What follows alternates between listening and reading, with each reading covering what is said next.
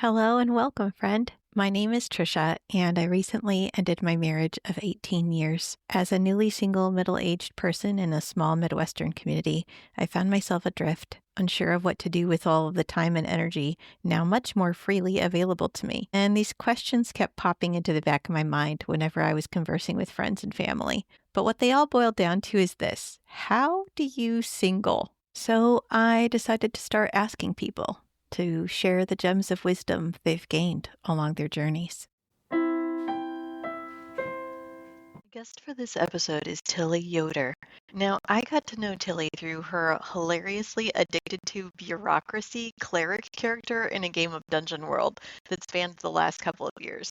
But she's also a superb crafter, a fellow bookworm, and has her own podcast, Just Plain Wrong, which I highly recommend tuning into. Let's get to it. So, Tillie, thank you so much for joining me today. So, my first question is, could you just tell us your story? Just a little background about you. Sure. It doesn't seem very much like a story that has a lot of narrative or plot points. Basically, I'm a mid-30s librarian living in northern Indiana. I ended up here after coming to the area for school, and I had an internship at an archives, which is where I thought my career was going for a little while, and that turns out those are pretty isolated. And so I made a switch to librarianship, which has been very good to me. And originally I'm from Central Ohio, grew up on a farm, had a pretty normal upbringing, I would say. Yeah. What are some of your weekday routines and rituals? What's your sort of go-to normal average weekday? Oh, this is maybe a tougher question than it should be because I resist routine. Not deliberately. It's The sort of stubbornness. a ADHD side effect, Oh, yeah. which I didn't realize I had until graduate school. And when I did, a lot of other things about my life clicked. I get up an hour before work, maybe, go through breakfast, showering, getting ready, walk to work, do my stuff there. Oh, you walk to When it work. comes That's to nice. stuff that I do day in and day out, the stuff that is rare for me to go without is reading, usually before bed, often when I come home from work, just kicking off shoes and doing that. I'd say I have some maybe more like seasonal routines, just Yeah. to say, like I try and drive to Ohio to see my family every other month or so. I try to be in touch with friends and family and neighbors, usually through text message, and arrange a fair amount of just low pressure hangouts. That's cool. Are those often like one-on-one, or like you said, like friends and neighbors? Is that plural, like multiple neighbors and Yeah, friends, or? they're often in groups. I do one-on-ones with friends from time to time, often open-ended, like, oh, I'm gonna go hang out at this coffee shop and I'll send a message to a bunch of people who might be free, who want to join. And sometimes someone will join, and sometimes no one will join, and sometimes 3 people would join. Yeah. And so those work pretty well. I've gotten better at soliciting, I think, people to come and do things informally. I like to have more formal, dinners and stuff. I tend to find that, like, I don't like cooking, really. I like baking. But if the times when I do like cooking are when I'm having guests over and I know in advance and I can plan a menu and go a little crazy about those kind of things. That's fun. Really like that. So what are some of your sort of weekend routines? Like, I mean, you mentioned traveling. Is that like sometimes during the week, or is that generally a weekend? And like what are your other sort of weekend activities that you might do? That's generally a weekend thing. I usually sleep in at Nice. least one of the weekend days. I've had some shorter lived, or I should just say maybe more erratic weekend schedules. So sometimes brunch with friends, sometimes if I actually get in a more productive groove, weekends become the like yard work day and the day when I need to go do things that take a little longer, when I would actually drive to South Bend or go to Chicago, that kind of thing. Yeah. Yeah, You have your own podcast too, Tilly? Do I do. you find yourself often doing like recordings and editing and things like that for the weekend, or is that more of a like a weeknight activity? It's a little split. We do most of our recordings, we've sort of gotten into the habit of doing those Thursday evenings, like tonight, which worked out well. Great. And then we take turns editing, and I usually try and get an episode edited, usually on Sunday, so that it can drop by later in the week. Yeah. Yeah, they're definitely Sunday, oh gosh, I have things I need to do this week. Panic Yep. is real. It's so real. So I'd say maybe the last third of every given Sunday is probably going to consist of me either dreading Monday or trying to get all my ducks in a row for the Yeah. week. To prepare for it and Yeah. gird yourself up for Mm-hmm. the advance of Monday. Yeah. I like that. Okay, when and in what ways do you seek and cultivate connection? I think this is a really good question. And it's Thank you. definitely not something that I have done with particular deliberation, except for maybe the last couple years. I sort of just assumed that a social life would just magically appear in my life in the way that it does when you're in school or Yeah. you have more socially structured times when you know that you're going to be meeting people and hanging out with people. In the last few years, I've tried to be a little bit more deliberate in making sure that I am not necessarily, how do I say this? That I am looking for connections that appeal to different parts of me. Yeah. So that I'm making sure that, or rather that I'm recognizing that no one friend fulfills all my needs as a human being. No one friend or family member is ever going to be interested in 100% the same thing that I Sure. am.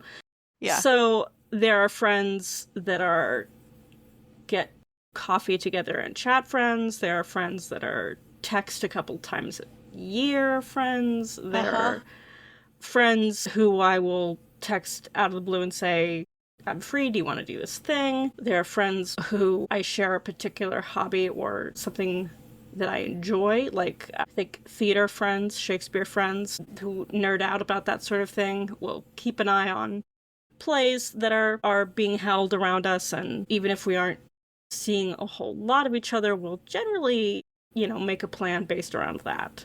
That's cool. And I've found that for the most part, all of my friends have been really understanding about the fact that I always want to be sincere in my friendship with them, but that I may not always be, that I may fall off the radar for a little while. Mm-hmm. And it usually has nothing to do with a lack of a desire to see anyone so much as it is just something else getting in the way or just general social exhaustion, time to retreat. Yeah, that it's, if someone slips my mind, it's not because I want to be dismissive of them, it's because I lack great object permanence.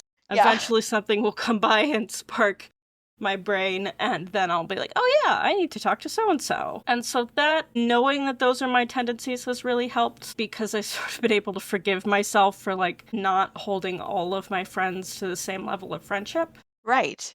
If that makes sense. Yeah. Yeah. Yeah, it's not that you every care friend about is unique. yeah, it's not that you care about anyone less or anything, but it's just like there's like how much of it is ADHD brain, because I have the same sort of situation. Like where things crowd out, like things get put in the Mm-hmm. front of my brain and they like crowd out the stuff that I care about and want to do like something about, but then like it'll take Mm-hmm. some song or event or something that I see or something to be like, oh my gosh, I haven't heard from so and so in Mm-hmm. ages, let's check in with them, like Yeah. here's a gif that I saw and thought of you. Or Yeah. yeah. That and I think some of it too is just adulthood and busy Yeah. lives. Like we commit to a lot of things. Like I don't know how people with kids do it. I think it just boggles my mind how people who have the responsibility of kids and everything that comes with it, the extracurriculars, the school, the homework, the care, the attention, and then trying to also make time for your friends and your family and your work and, your house maintenance. And I Yes. know people do it. Yeah. And I am always very impressed. Yeah. But I I will say also one thing that has helped in cultivating connection Yeah. is that my friends have started to be open about when they need space or when they're busy too. Like Yeah. being able to write into a group of friends and just say, like, I just can't come tonight, and it's not because I'm sick, it's because I'm tired and Yeah. I just need space. Or, I'm just not up to it today. Yeah. And then I found that friends have been entirely understanding of that and have reciprocated that they're more likely to be like, yeah, I just don't feel like I can come today. Yeah. Or, do you mind if we postpone? And I don't feel slighted. Yeah. I feel pleased that they're being honest. Yeah, because it takes some vulnerability to say, like, I am just not up for that, today. Mm-hmm. And to say it in a way that it's like, that does this mean that I don't get invited next time? Like, there's a vulnerability to it. Yeah. But yeah, it's like if your friends are also somewhat ambiverted or introverted, or like, they just also Mm-hmm. have had times where they're tired and need downtime. And Yeah. it's so much easier to ask for a concession for yourself when somebody's modeled that. Yeah, I hope so. Yeah, I really appreciate that. Can you tell us about a time or times when you've experienced loneliness? I mean, you're talking about like, sort of asking for Mm-hmm. and needing downtime sometimes, but I feel like sometimes like the choice between like I choose like I need solitude for myself this evening, Mm-hmm. it is different from like loneliness. Loneliness is not being alone, right? So, Yeah. yeah. Um, I go ahead. have definitely been sort of caught by surprise by loneliness before. I think sometimes I misinterpret loneliness as just depression or tiredness. And I guess those things go together. They're comorbidities if you want to, sound clinical about it. I am thinking of the first year that I lived by myself after college. I was renting a basement apartment and I was doing pretty well with socializing. I still had a lot of friends who were in college, which was nearby, Yeah. and I'd make sure I had them over.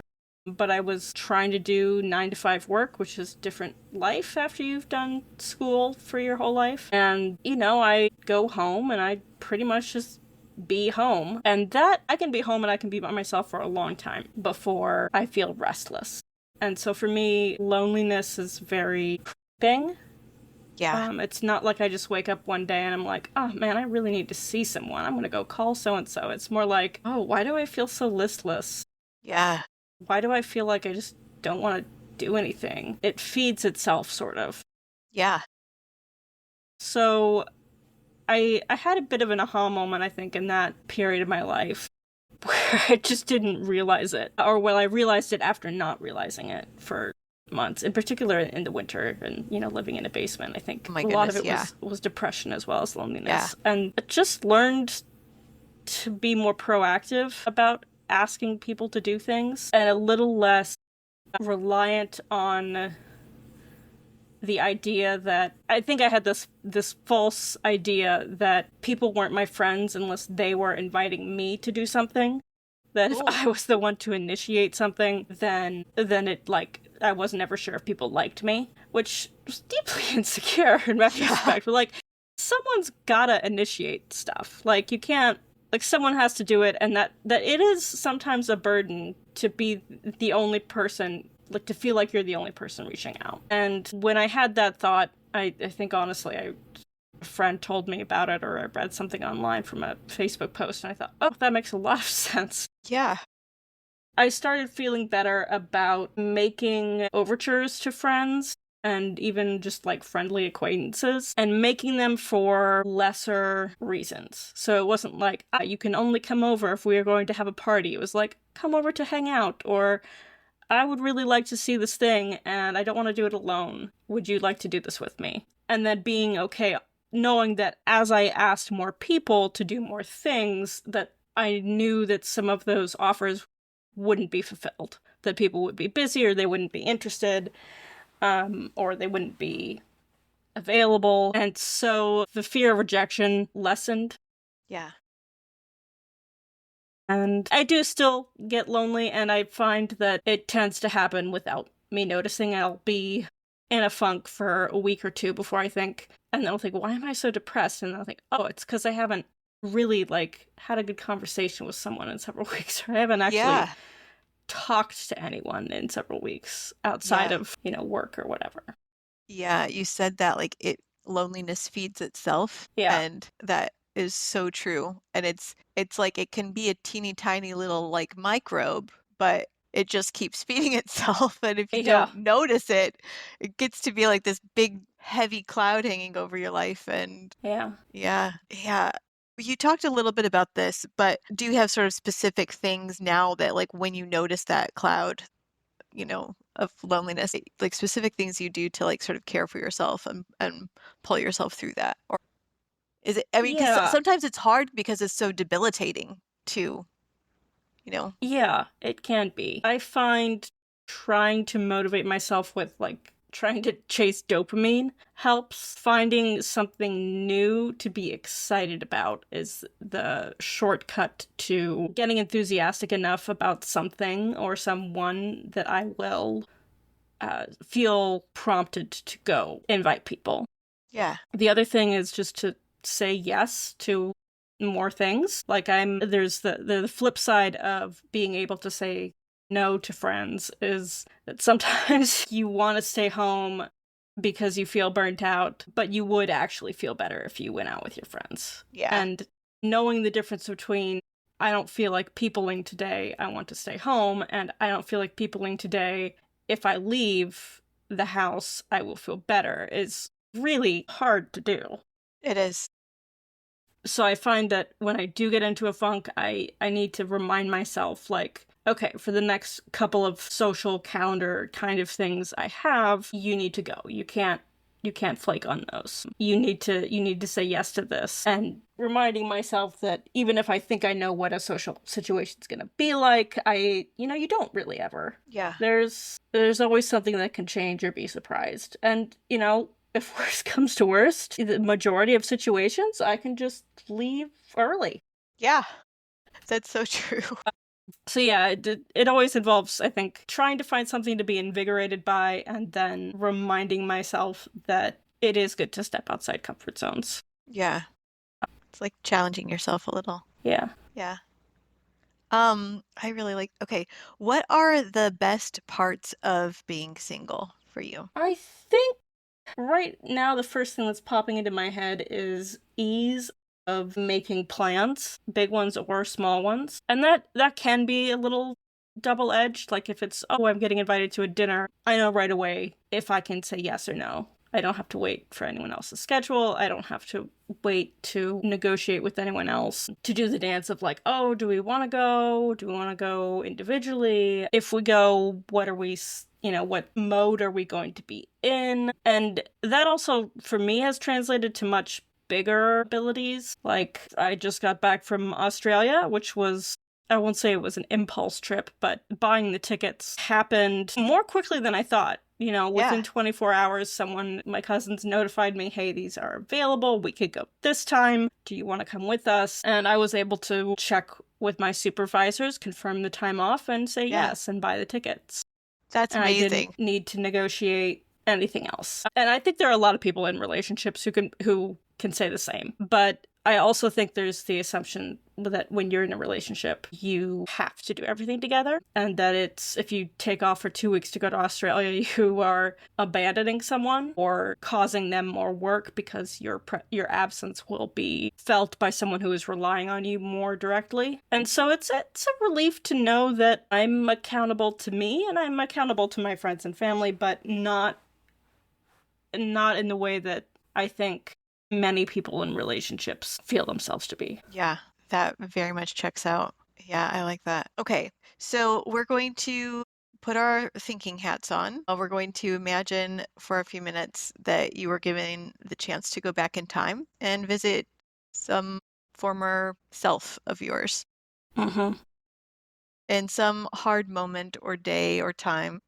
First, can you share a little bit about like maybe what that self might have been going through in that hard time? Mm-hmm. I think the times that I've struggled the most in life have been oftentimes when I've been lost or stuck in indecision. And the frustration that I usually have at those times is that I wish my own desires were clearer to me. That I wish I had a 5-year plan, or I knew what job I wanted, or I knew what I wanted out of a relationship, or I knew if picking up a certain hobby or responsibility was something that I should do, was something worth doing. Yeah.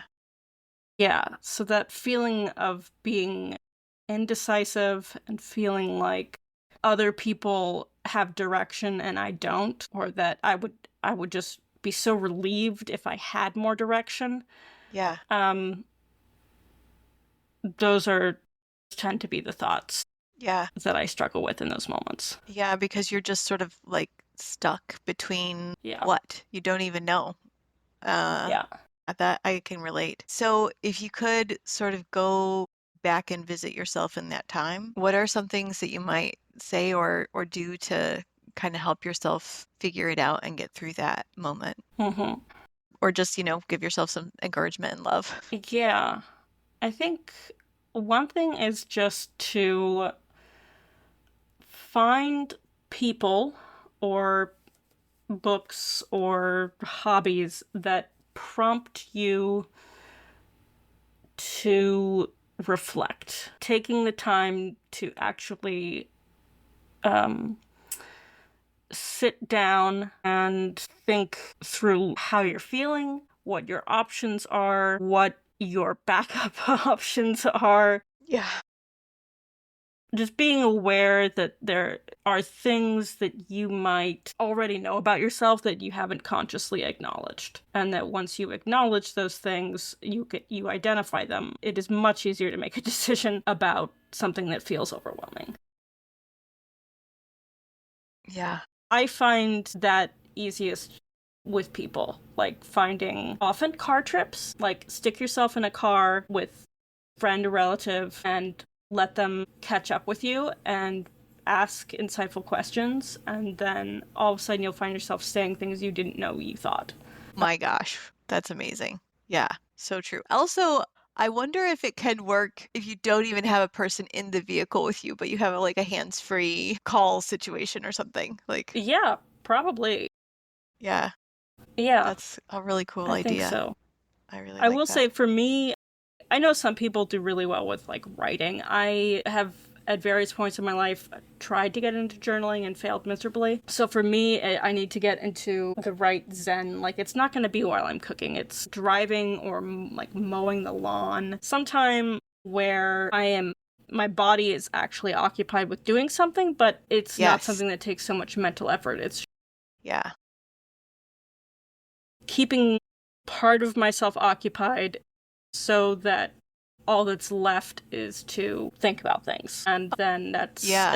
it's more directed if there's someone there to ask you questions, but even if there's not someone there to ask you questions, yeah, I find my brain throwing interesting things out at me even Yeah. on solo car rides. Yeah. That's a really good idea. Also, I just like that idea too of like your hands and your body are busy, but your brain isn't really. Yeah. I really wonder if, like you think about like the classic image of the ladies sewing circle or whatever, or Mhm. the knitting club or something. Like, I wonder if that was, sort of a way to like create that space back then. Also, Yeah. maybe we should have some more knitting or sewing or I don't know, crafting clubs or just groups Yeah. or, like people could float in and out and just, have hands be busy doing Mhm. things and yeah, but like a good processing space. Yeah, for Yeah, sure. that's a really cool idea. Okay, so there's been a lot of really helpful information here and just a lot of like connective things that I just really resonate with. Are there any other sort of thoughts or tips or favorite activities that you'd like to leave with our listeners as they continue to build and create their lives? Favorite activities, thoughts, and tips. I think the things that have been most successful for me in terms of building connections, in terms of whether that be to stave off loneliness or just to keep myself entertained, are say yes to new experiences and find things to get excited about. And that doesn't necessarily mean that you have to spend a lifetime doing the same craft. Like ADHD me acknowledges that I might become proficient at something and then get really bored with it. Yes. That it is okay, and then I'm allowed to put it down, and I might pick it up later, or maybe I just need to stop, acknowledge, and say, well, I'm done with that. But that investing the time in learning something new or exploring something is very rewarding, even if the end result is like, well, I know I don't like that. You get stories, you get satisfaction, you get more knowledge about yourself. Yeah. For me, the thing, I rely a lot on my friends and also just sort of and books and things connected to hobbies, interests that I already have. So when I travel, I usually am doing things that make me think of other places, and it usually sort of sparks an idea about another travel idea. When I sew, I often think about other crafts I could be doing or particular projects I could be making.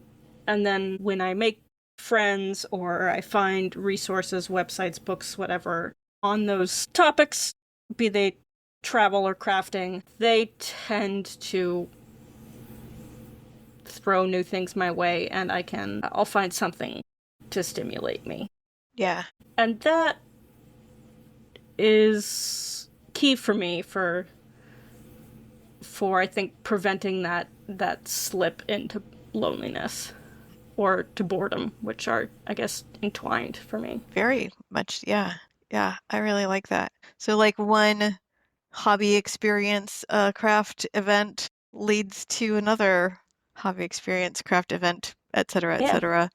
I like often. that it's like a jumping stone to the next fun Yeah. thing. Yeah, that's really cool. Oh, thank you so much, Tilly. This has been so enlightening and helpful and just really connective and resonant.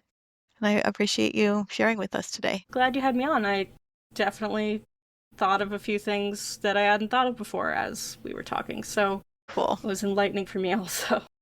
Wonderful. It's great when you can enlighten yourself. Yeah. Awesome. Cool. Thanks so much, Tilly.